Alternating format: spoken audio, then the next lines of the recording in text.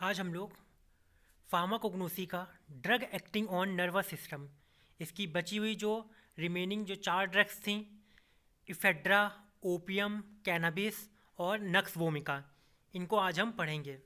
Last lecture में हमने hyoscyamus, belladonna, इकोनाइट और अश्वगंधा, ये 4 ड्रग्स पढ़ी थी। बाकी बची हुई इस लेक्चर में हम लोग 4 ड्रग्स पढ़ेंगे। फिफ्थ ड्रग हमारी इफेड्रा है। इफेड्रा को हम हिंदी में द्विजप्रिया भी कहते हैं। इफेड्रा का बायोलॉजिकल सोर्स है। इफेड्रा हमको प्लांट्स के एरियल पार्ट, यानी कि प्लांट का जो ऊपर का हिस्सा होता है उसे हम एरियल पार्ट कहते हैं। तो इफेड्रा हमको प्लांट्स के सूखे एरियल पार्ट से प्राप्त होता है। इसका जो मेन बायोलॉजिकल सोर्स है वो है, मेनली 3 टाइप के बायोलॉजिकल सोर्स हैं इसमें।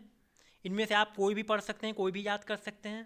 पहला है इफेड्रा सिनिका स्टेप, दूसरा है इफेड्रा एक्विसेटिना बंच, तीसरा है इफेड्रा नेब्रोडेंसिस। इफेड्रा की फैमिली इफेड्रेसी होती है। अकरेंस एंड डिस्ट्रीब्यूशन, इफेड्रा हमको China, Pakistan, north west India में इसको उगाया जाता है। इफेड्रा का ऑर्गेनोलेप्टिक इवैल्यूएशन या फिर बोल सकते हैं मॉर्फोलॉजिकल कैरेक्टर, इफेड्रा का कलर ब्राउन यानी कि भूरा और वाइटिश ब्राउन यानी कि हल्का सा भूरा कलर जो हल्का सा सफ़ेद से मिलता जुलता हो। ऑर्डर इसका एरोमेटिक होता है। एरोमेटिक मतलब कि खुशबूदार। इसका जो टेस्ट होता है वो कड़वा और तीक्ष्ण होता है। इसका साइज 0.5 से 1 मीटर तक इसकी श्रव होती है हाइट में। केमिकल कॉन्स्टिट्यूएंट्स, इफेड्रा में मेजर एल्कोलाइड्स प्रेजेंट रहते हैं। इसका जो मेजर एल्कोलाइड होता है इफेड्रा का, उसे इफेड्रीन कहते हैं। सेकेंड पॉइंट, इसमें जो माइनर एल्कोलाइड्स होते हैं वो pseudoephedrine, norephedrine, dimethylephedrine, N methylephedrine होता है। थर्ड, इसमें मैक्रोसाइक्लिक एल्कोलाइड्स भी प्रेजेंट रहते हैं। मैक्रोसाइक्लिक एल्कोलाइड्स जैसे कि ephedra dice. Therapeutic uses, ephedra का जो सबसे पहला थेराप्यूटिक यूज है वो है सिंपैथोमिमेटिक ड्रग। इसका एक्शन क्या होता है? ये as a sympathetic action produce करता है। सिंपैथेटिक एक्शन क्या होता है? सिंपैथेटिक एक्शन ऐसा एक्शन होता है जब हम कोई भी काम कर रहे होते हैं, किसी से फाइट कर रहे होते हैं, कोई भी एक्टिंग पोजीशन में जो भी काम करते हैं हम उसे सिंपैथेटिक एक्शन कहते हैं। सिंपैथेटिक एक्शन में हमारे यानी कि काम करते वक्त हमारे बॉडी में जो जो चेंजेस होते हैं उन्हें सिंपैथेटिक एक्शन कहते हैं। जैसे कि हमारी ब्रोंकाई का डायलेट हो जाना भी एक सिंपैथेटिक एक्शन है। हमारे सेंट्रल नर्वस का स्टिमुलेट हो जाना भी एक सिंपैथेटिक एक्शन है। हमारे हार्ट का स्टिमुलेट हो जाना भी सिंपैथेटिक एक्शन है। वैसों का कॉन्स्ट्रिक्शन हो जाना भी सिंपैथेटिक एक्शन है। हमारी जो प्यूपिल्स होती हैं, जो कि आईज में जो प्यूपिल्स प्रेजेंट रहती हैं, उनका डायलेट हो जाना भी सिंपैथेटिक एक्शन है। ये सारे सिंपैथेटिक एक्शन होते हैं। सेकेंड पॉइंट है, it has bronchodilator and CNS stimulant effect. Ephedra bronchodilator करता है, यानी कि हमारी जो ब्रोंकाई होती है उसको डायलेट कर देता है। साथ ही हमारे सेंट्रल नर्वस सिस्टम को स्टिमुलेट कर देता है। Third point, ephedra cardiac stimulant work करती है। कार्डियक स्टिमुलेंट जो कि हमारे हार्ट के कॉन्स्ट्रिक्शन के लिए रिस्पॉन्सिबल होती है। साथ ही साथ वैसो कॉन्स्ट्रिक्शन भी करती है। वैसो कॉन्स्ट्रिक्शन यानी हमारी जो ब्लड वेसल्स होती हैं उनका कॉन्स्ट्रिक्शन। फोर्थ पॉइंट, ये मिडियासिस कॉज करती है, यानी कि आइस की जो प्यूपिल्स होती हैं उनको डायलेट कर देती है। फिफ्थ पॉइंट, इसको एलर्जी जो कि हमारे जो ब्रोंकियल डिसऑर्डर यानी कि अस्थमा के केस में अगर हम बोल सकते हैं कि जो हमारा अस्थमा एलर्जी के कारण अगर हो रहा हो, जैसे कि कोई डस्ट एलर्जी के कारण हम लोग को अस्थमा की प्रॉब्लम बहुत ज़्यादा बढ़ जाती है पेशेंट में, तो इस टाइप के ट्रीटमेंट में भी इफेड्रा यूज़ किया जाता है। हमारी 6 ड्रग्स है। 6 ड्रग है ओपियम। ओपियम को हम हिंदी में अफीम कहते हैं। ओपियम का बायोलॉजिकल सोर्स ये हमें ड्राइड लेटेक्स उसे बोलते हैं, जो हमें पेड़ को कटिंग करने से या फिर हल्का सा उसमें जब हम चीरा लगाते हैं तो उसमें जो मिल्की एग्जीड्यूट यानी कि जो हल्का सा सफ़ेद रंग का जो मिल्क टाइप का जो पेड़ से निकलता है उसे हम लेटेक्स कहते हैं। तो जो ओपियम है, ओपियम भी हम इसे जो अनराइप कैप्सूल होता है यानी कि अनराइप यानी कि अधपका जो कैप्सूल होता है इस प्लांट का, उस प्लांट के ऊपर, उस कैप्सूल के ऊपर हम हल्का सा एक चीरा लगाते हैं। वो चीरा लगाने से हमको एक लेटेक्स प्राप्त होता है। उस लेटेक्स को ही जब हम सुखा लेते हैं तो ये हमको ओपियम ऑब्टेन होता है। इसका जो बायोलॉजिकल सोर्स है वो पेपावर सोमनीफेरम है। इसकी फैमिली पेपावेरेसी है। Occurrence and distribution, opium commercially इसको कल्टीवेट किया जाता है और इसे अफ़गानिस्तान, यूगोस्लेविया, बल्गेरिया, पाकिस्तान, तुर्की, पर्सिया जो कि ईरान में है एंड इंडिया में भी इसको कल्टीवेट किया जाता है। इंडिया में इसको अधिकतर मध्य प्रदेश में उगाया जाता है। ऑर्गेनोलेप्टिक इवैल्यूएशन, ओपियम का जो कलर है वो डार्क ब्राउन कलर का होता है। ये मिल्की एग्जीड्यूट होता है यानी कि वाइट कलर का, लेकिन जब हम इसे सुखाते हैं तो इसका रंग बदलकर डार्क ब्राउन कलर का हो जाता है। इसका जो ऑर्डर होता है, गंध, वो बहुत ही स्ट्रॉन्ग होता है और इसी के कैरेक्टर से मिलता जुलता होता है। इसका टेस्ट बहुत ही कड़वा होता है। केमिकल कॉन्स्टिट्यूएंट, ओपियम में 30 से भी ज़्यादा एल्केलॉइड्स प्रेजेंट रहते हैं, जिसमें से पहला है ए पॉइंट फिनेंथ्रीन एल्कोलाइड। इसमें ओपियम में फिनेंथ्रीन एल्कोलाइड प्रेजेंट रहते हैं। फिनेंथ्रीन एल्कोलाइड के एग्जाम्पल हैं morphine, codeine, thebaine. B point benzyl isoquinoline alkaloids, इसमें बेंजिल आइसोकिनोलिन एल्कोलाइड्स भी प्रेजेंट रहते हैं, जिसमें कि पेपावरीन, नॉर्सिन और नॉस्कापीन आते हैं। ओपियम में sugar, salt, albumin, colouring matter और मॉइस्चर भी प्रेजेंट होता है। यूजेस, ओपियम का टिंचर हम डायरिया को कंट्रोल करने में भी इस्तेमाल करते हैं। ओपियम एल्कलॉइड्स के आइसोलेशन में भी हेल्प करता है। थर्ड पॉइंट, ओपियम में एनाल्जेसिक यानी कि दर्द निवारक क्षमता और साथ ही साथ प्री एनेस्थेटिक मेडिकेशन में भी मॉर्फिन का इसका यूज़ करते हैं। प्री एनेस्थेटिक मेडिकेशन क्या होता है? प्री एनेस्थेटिक मेडिकेशन ऐसे मेडिकेशन होते हैं जिनको हम एनेस्थीसिया यानी कि बेहोशी की दवा देने से पहले जो हम ड्रग्स देते हैं उन्हें हम प्री एनेस्थेटिक मेडिकेशन कहते हैं। फोर्थ पॉइंट, कोडीन और नॉस्कापीन, ये दोनों की दोनों जो कि हमको ओपियम से प्राप्त होती हैं, इनको हम कफ में भी इस्तेमाल करते हैं। Collection and preparation of opium, opium को कैसे कलेक्ट करते हैं और कैसे इसको प्रिपेयर करते हैं, इसका ये फॉर्मुलेशन है। फर्स्ट पॉइंट, ओपियम एक ड्राइड लेटेक्स यानी कि वाइट मिल्क टाइप का एक एक्सट्रैक्ट होता है जो कि हमको ओपियम पॉपी के प्लांट से प्राप्त होता है।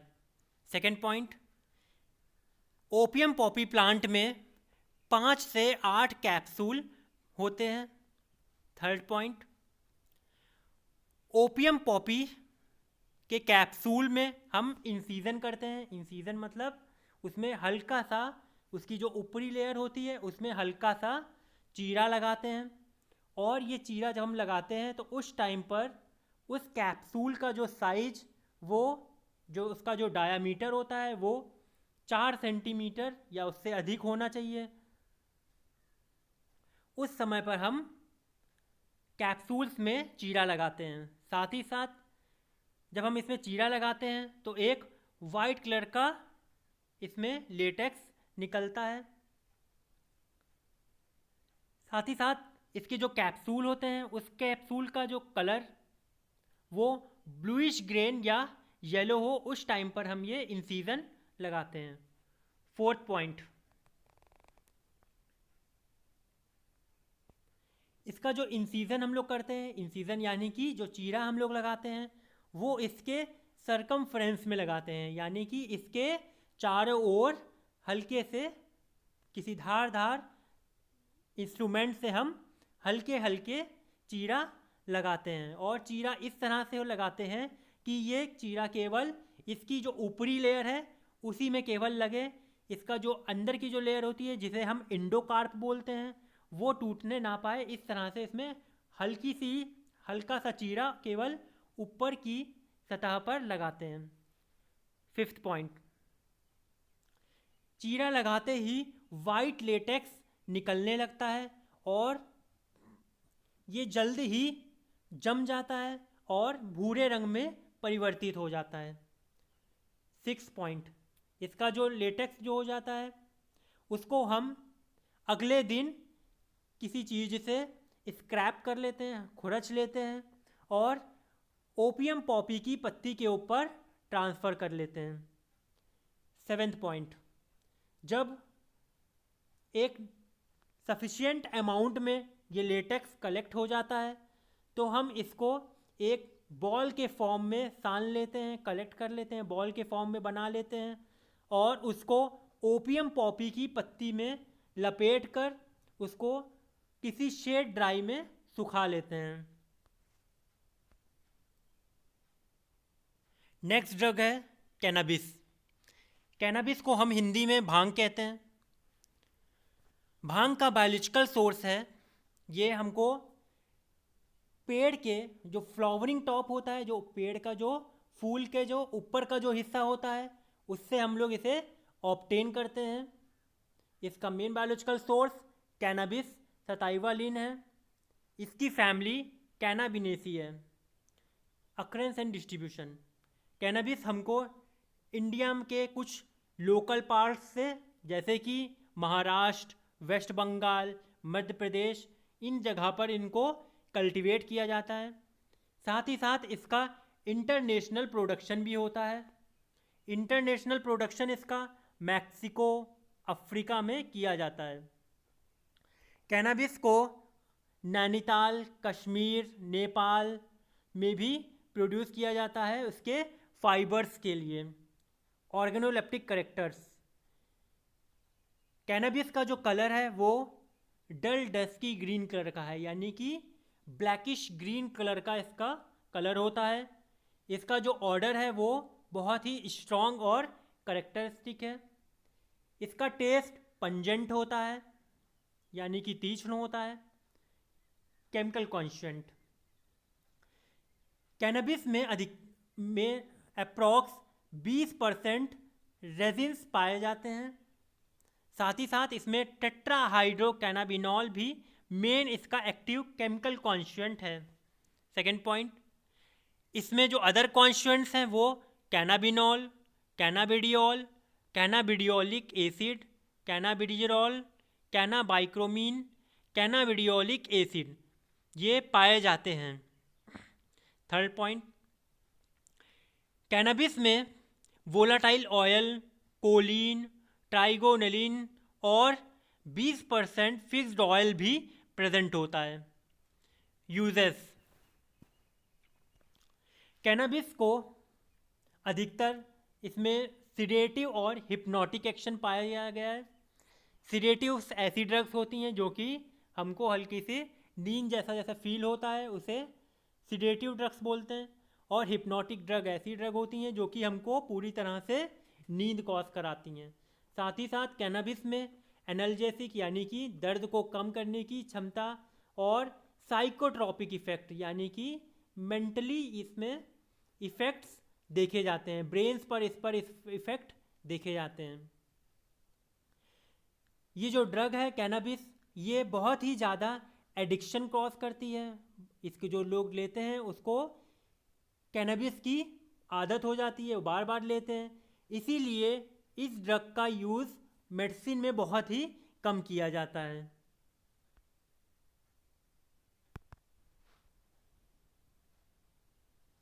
नेक्स्ट ड्रग है हमारी नक्स वोमिका।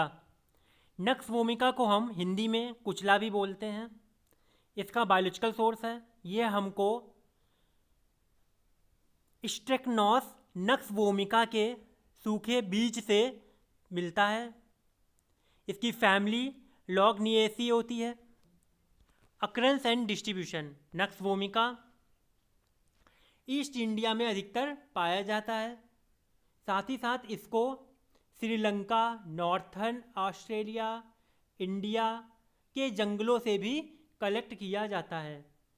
इंडिया में इसको साउथ एरिया जैसे कि तमिलनाडु, केरल और मालाबार कोस्ट से ऑब्टेन किया जाता है।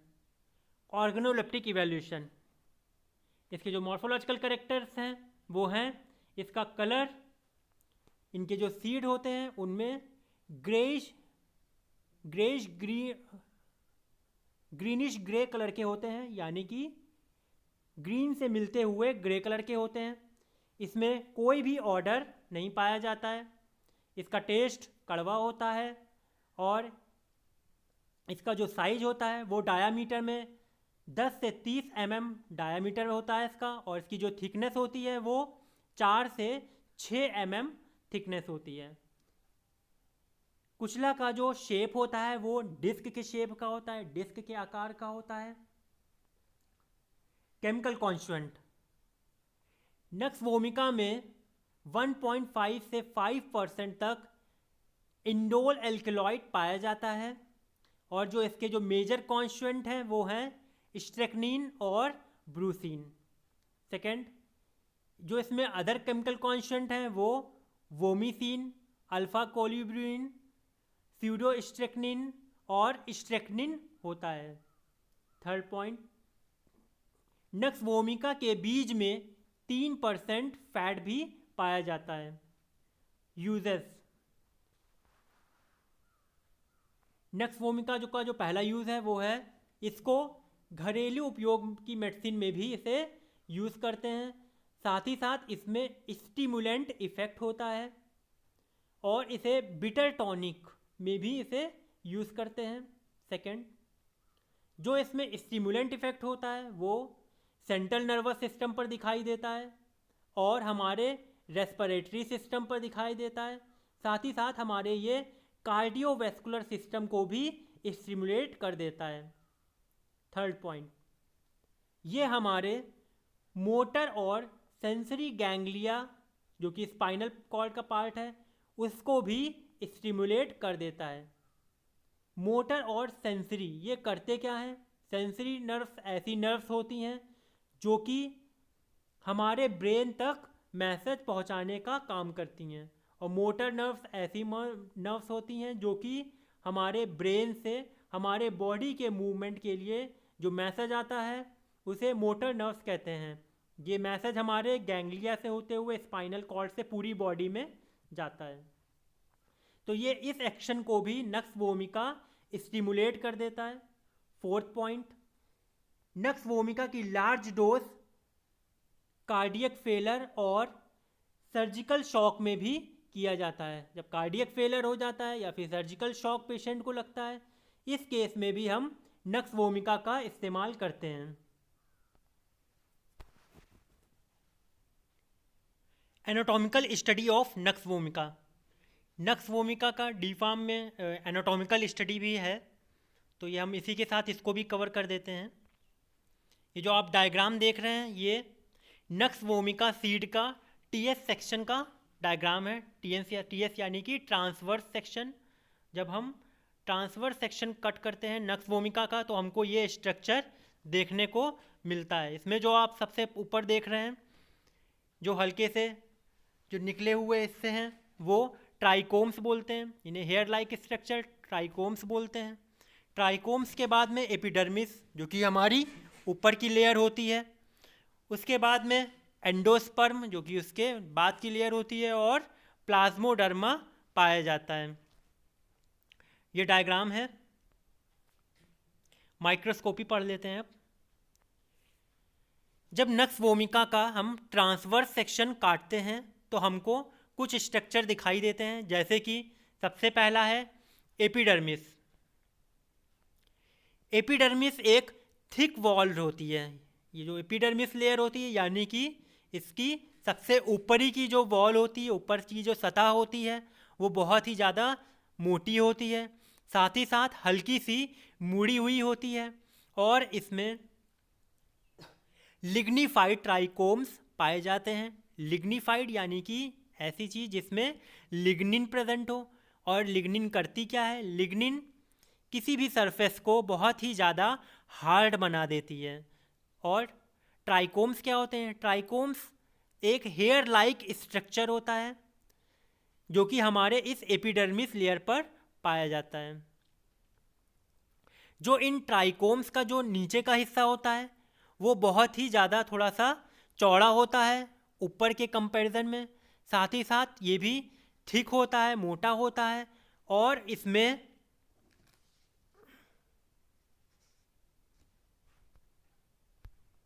दरार और गड्ढे भी पाए जाते हैं।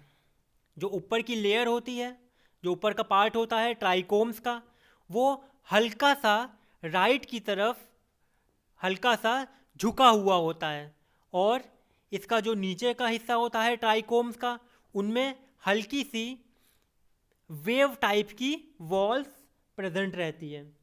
इस एपिडर्मिस लेयर के नीचे कुछ सेल्स प्रेजेंट रहती हैं जो कि आपस में जुड़ी हुई रहती हैं और ये आगे जाकर एंडोस्पर्म का निर्माण करती हैं।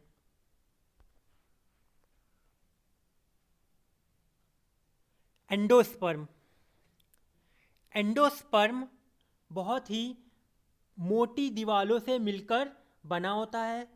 इसमें हेमीसेलुलोजिक और पॉलीहर्बल सेल्स पाई जाती हैं। इन सेल्स में प्लाज्मा एलिरोन ग्रेन्स भी पाए जाते हैं। जो सेल्स होती हैं वो जैसे जैसे इस सीड के अंदर होती जाती हैं, वो वैसे ही वैसे इनका जो सेल्स का जो साइज है वो बड़ा होता जाता है। ये जो सेल्स होती हैं एंडोस्पर्म में जो प्रेजेंट रहती हैं, जो सेल्स, वो सेल्स एक दूसरे से प्लाज्मोडर्मल स्ट्रैंड्स के थ्रू जुड़ी हुई होती हैं।